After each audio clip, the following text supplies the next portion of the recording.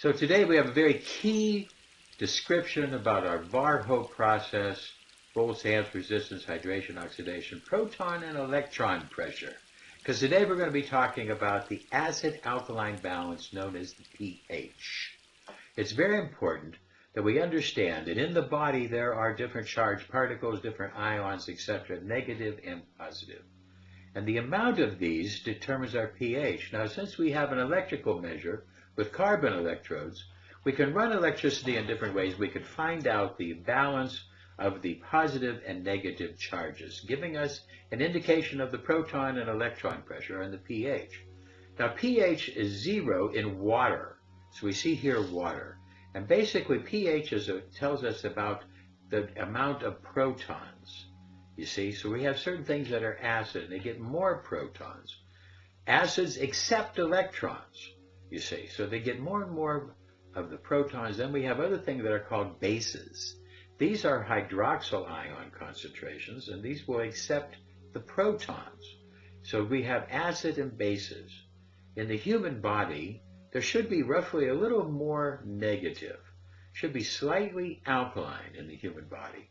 But different parts of the body have to be acid in order to operate. We have to have carbonic acid in the breathing cycle to be able to totally respirate, etc. We also have to have in the lymphatics, sometimes it has to be acid and alkaline, skin, different conditions, etc. will vary. The overall body should be slightly alkaline. And blood is very important that blood stays alkaline. Blood is very important to be in an alkaline state. The part of the body that is most acid is the stomach. We need stomach acid to protect us and also to prepare digestion, break things down. Stomach acid is very, very strong acid. Now, people start to shift more and more acid when they eat bad foods and they have bad behaviors. We're going to talk about this in depth today. And as we work with our system, we measure the SOC. We find out their lifestyle and their behaviors. And certain of these behaviors, not getting exercise, not drinking, cigarette smoking, will drive the body acid. Now, our system, with its carbon electrodes, is going to be able to measure whether you're in pH balance, acid or alkaline, and we will be able to treat it, be able to correct the acid-alkaline imbalance. Now, we will show this on our screen. It'll look like this. We'll be able to see the proton pressure, electron pressure. And the proton pressure is designed to basically be an indication of the pH. So 71 tells us that the pH here is 7.1. Okay? Now, the electron pressure should be the opposite, but it isn't always the case. But as we look more and more into our system and into the patients, we're going to see that the ideal pH is going to be 7.4. 7.1 is a good pH for our patient for the external system. But the blood has to be maintained around 7.3, 7.4. A little bit change in either direction will definitely create a problem and an indication of health. Just a slightly acid 7.2 and you're really sick. 7.5 and you're really, really sick. 7.6, 7.7, you're dead. You see, very, very crucial we keep the blood. And the blood has lots of buffering systems. You see, because inside we have the hydrogen ion, that's the proton. And then it separates and rejoins with the hydroxyl ion. And the speed that it does this is known as the zeta effect. But then we get our system and we can measure this and treat it. Now let's learn more about the pH of the body. The fight of health is a fight against acidosis. We have to stop ourselves from becoming too acid. This is a part of all disease process. And today, most people are just eating the wrong foods that are driving them into more acidic conditions. It just drives the body into more acid states. And what we want is we want to try to get back to alkalosis. We want to try to get back to survival range so that the blood will be slightly alkaline and that the rest of the body is slightly alkaline to get the maximum amount of health. This can be done with our machine, this can be done with good lifestyle, and this is something that's very important in our battle for health. We have to recognize that the body needs acid, we need stomach acid, And stomach acid is strong enough to dissolve stainless steel. So it's a function. But then the pancreas and the liver will combine to help neutralize that acid. This needs sodium bicarb. This is very, very important that the sodium bicarb be released by the pancreas in order to do its job, to neutralize the acid. So sodium bicarb is a part of our lives. Yes, it's the same thing as in baking soda.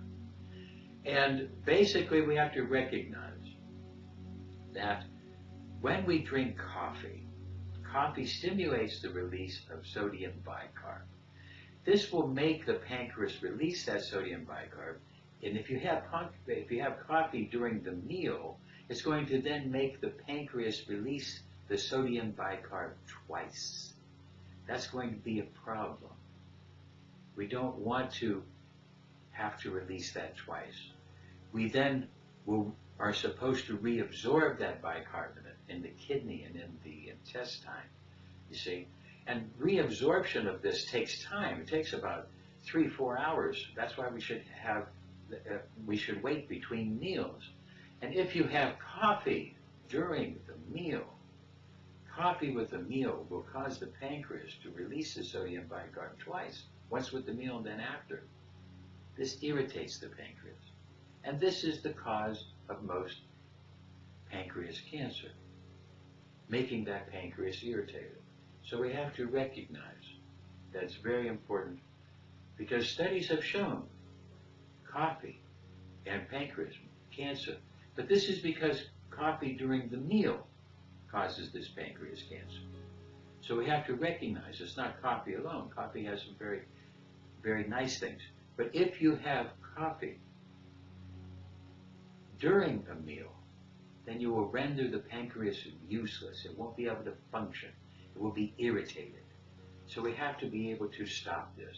If we have the coffee an hour and a half after the meal, then the coffee will act as a digestive aid, stimulating the sodium bicarb at the appropriate time.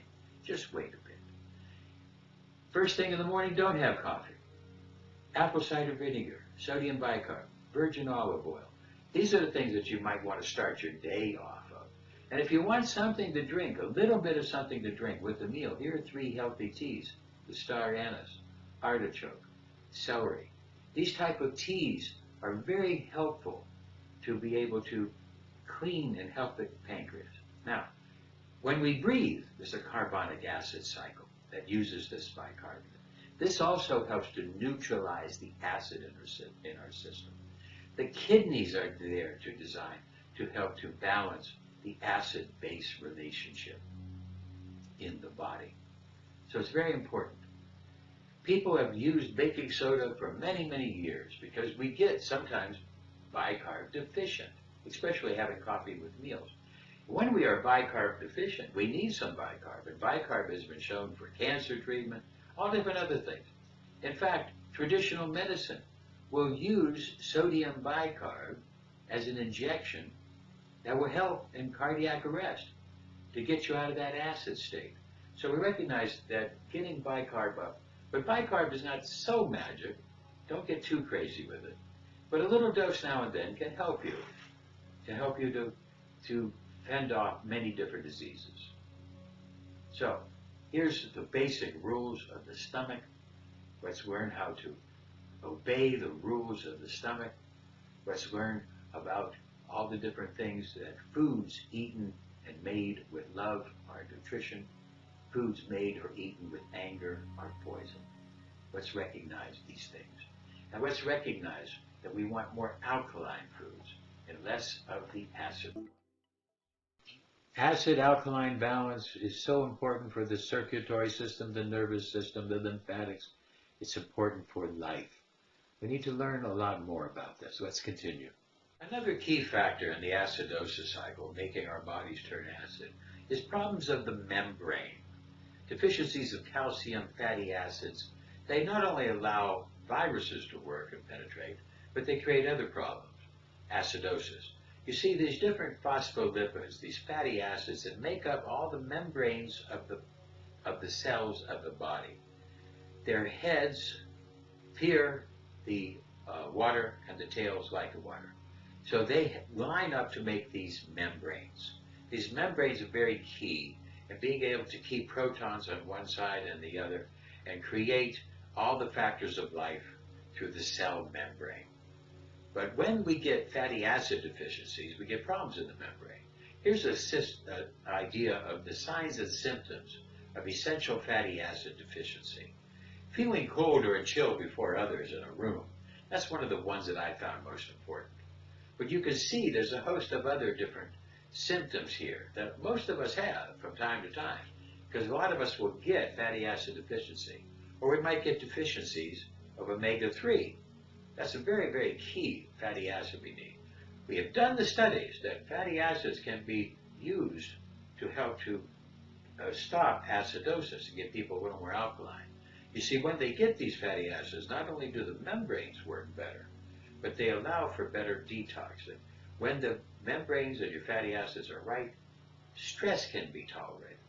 And even repair can be done better of the membrane when you have the proper fatty acids.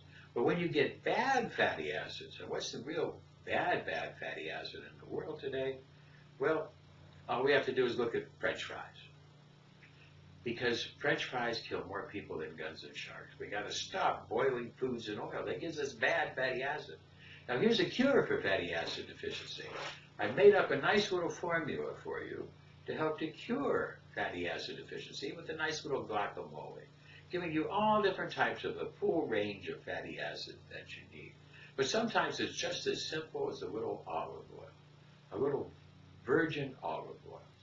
Unsaturated plant fatty acids are the best, but even saturated ones. But plant fatty acids are the best ones at neutralizing the acid and building up the cell membranes for health. Get your omega-3 through supplementation, through foods, and recognize that there's a host of different things these fatty acids and olive oil can do for you, and they can help you, but most of all, they can help you to correct problems with acid alkaline in them. Now we discussed a little bit about how we measure the body pH. Now let's discuss about how do we correct it. How do we treat that? Well, we have a system with the carbon electrodes, and we're able to measure the body electric, and then we can intervene at that same type of level, very, very soft level, so the body is not allowed to turn on its defense mechanisms. Now, if it is too acid, we can turn on square waves to get maximum electrons. If it's alkaline, we can turn on spike wave, minimum electrons, to help ground out. But then through an electrostimulus, we can start to add electrons to the acid body, and we will get what we see here. We will then be able to help to neutralize the acid, because the acids accept electrons. And with our system, then they're able to help to get to a type of a balance. When the patients start to get into acidosis, they get acidic foods and acidic life, it starts to create all different types of problems. The bones become brittle. You get osteoporosis, brain problems, heart problems, liver, kidney, stomach, all happening because of acidosis, disturbing functions, intestine, skin. We see that this is the start of almost all disease. And the lungs create mucus, cough, chesting, problems, sinus issues. And a lot of it is due to really bad quality foods. We need to stop boiling things in oil. We need to recognize just to get the best alkaline types of foods and be able to do that. Now let's look at the different types of factors, and let's start to study more about how our system helps acid alkaline imbalance. In 1989, we registered the VARHOPE as part of the EPFX with the FDA. Also, electrophysiological reactivity, the ability to measure a person's reaction to voltammetric signatures. And this was registered in 1989 with the FDA, and now is registered all over the world as a medical device. Being able to do these measures and make a measure of the body electric to help correct it. What we call the body electric vital signs. And this work, this vast amount of work, has been published at the International Medical University Medical Library and around the world. With the system, we're going to be able to measure the body electric and treat the body electric and autofocus the maximum electroosmosis pulse.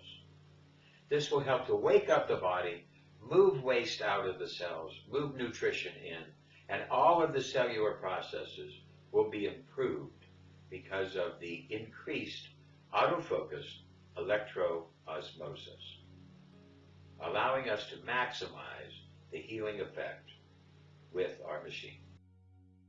Our machine can help. Our machine really does work. We've been doing this for over 30 years, lots of different studies. But sometimes it takes more. We have a breathing exercise now we're going to teach you when we have extreme problems with acidosis. The mechanisms of breathing. We're going to be giving you a breathing exercise for oxygen, alkalosis, hormones, autonomic nervous system balance, and wellness. You see, most people are only getting 25% available oxygen, some even less than 10%, smokers, etc. What we're going to be talking about today is a complete breathing exercise, an exercise akin to the work of the Iceman, Mr. Hoff. With the three parts, actually the whole body, not only the lungs are breathing, we are able to manipulate. The most important muscle is the diaphragm. To be able to bring air into the lungs, the diaphragm will pull down on the lungs, the belly will come out. Then we also have the intercostal muscles of the chest and ribs to assist. We want to maximize the oxygen using the intercostals, using the ribs and the diaphragm, and all of the different muscles to force a maximum amount of oxygen into the system, starting with the belly, then the chest, and even into the sinuses and into the head. So we get maximum oxygen into all of the cells of the body. For 30 breaths, a full 30 breaths. Belly breathing is deeper part of the lungs. The chest is the upper part of the lungs. That is deep breathing. And even within the head, we are able to receive more oxygen. As we look up at the head and fill the sinuses with oxygen, yes, there are sinuses, and they will capture oxygen.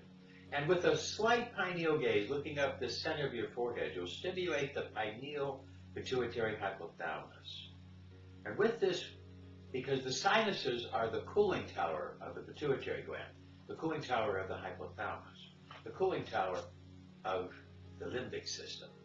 And with this, now we're going to be bringing oxygen fully to the body, waking up the limbic system, waking up the emotions, waking up the hormones, getting everything working, and especially waking up the pineal gland, the third eye, as people have said, the place where the soul is, as Descartes meant. And the pineal gland is the producer of DMT and melatonin, so it has that real spiritual aspect. We don't even understand all these different hormones, but the melatonin will help to bring down the brain wave and help us to deeply relax. Yes, a three-part system: the diaphragm, the belly, the chest expansion, the head, the sinuses, to get all the maximum oxygen into the system for 30 breaths. 30 relaxed breaths, taking in the air, expansion maximum, and then resting and let it come out gently. Belly, chest, head. That's the way it goes, like this. And letting go. Fully in. Letting go. Now let's add some more parasympathetic juice to this. Inhale, stimulating the vagus nerve, belly goes out. Joyful smile, stimulating the facial nerve. Serene eyes, stimulating the oculomotor. And pleasurable exhale, stimulating the glossopharyngeal. You feel charged, you feel very lightheaded, loose in the body, tingling, strong. That's a charge. And you take them in, You let it go. You stop. Time again. And let it go. We have the second pump and cranial pump. Okay. So that is the major part. Okay. So a very simple exercise we say moving the spinal fluid and the brain fluid. Okay. So what we do, we inhale, we go like this. We inhale, you expand your chest, okay. You expand your stomach, and your neck go like this. Okay, your chin go back. Up. Okay. And now when you exhale, you curve down. So you curve everything down. Inhale. Exhale. Fully in. Letting go. Fully in. Letting go. 30 times, 40 times. 4.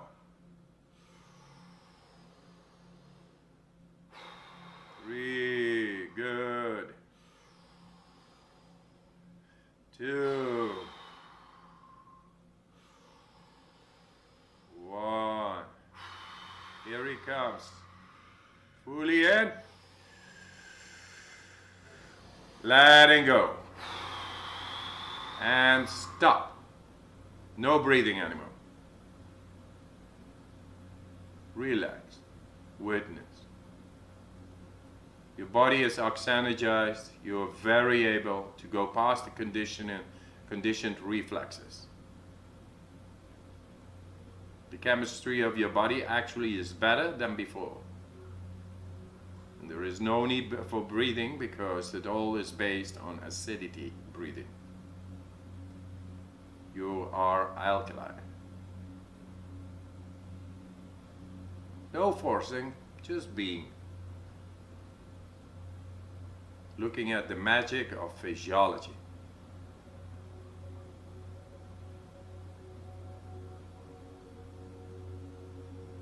Witnessing.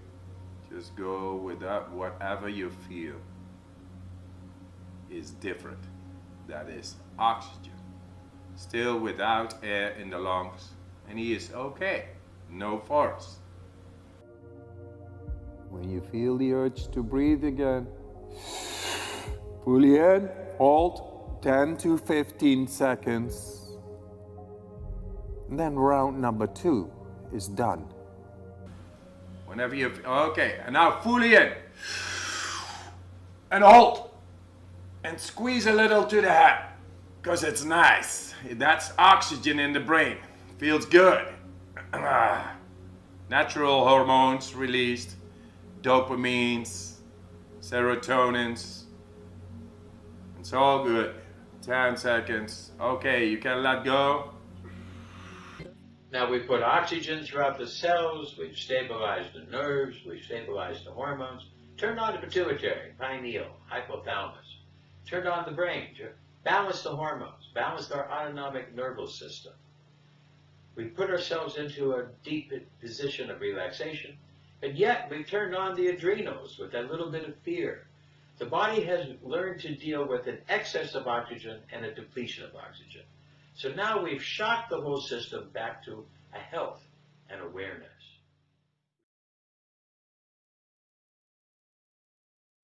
Now we've talked about this problem of the imbalance of negative and positive charged particles and its acid-alkaline relationship. And basically, this allows electrolytes to work, you see. Different types of salts, electrolytes, can dissolve in the water, producing positive and negative ions like salt, sodium and chlorine. This allows for the nerves to work and for potentials, battery potentials to work. This is where we get our power from. So it's very important that we balance this. And as waters come in and out of the body, it's very important that we balance this acid alkaline in a true natural fashion to be able to do this. Now our machine helps, the breathing helps, diet helps, lifestyle. You see, because here we have an acid, hydrochloric acid. Hydrogen, that's where the proton is, see? That makes it acid. Now here's the alkaline, the base, and it's that hydroxyl ion. This is what makes it an alkaline. Everywhere we look, we see acids and alkaline, every substances. We all have lemon juice, very acid, vinegar, very acid, baking soda, very alkaline, ammonia, bleach, alkaline. We need to understand more. We need to start to be able to balance the body and make the body whole. And our system can do this through the potentials of electromedicine. So I hope you learned a lot about pH balance today.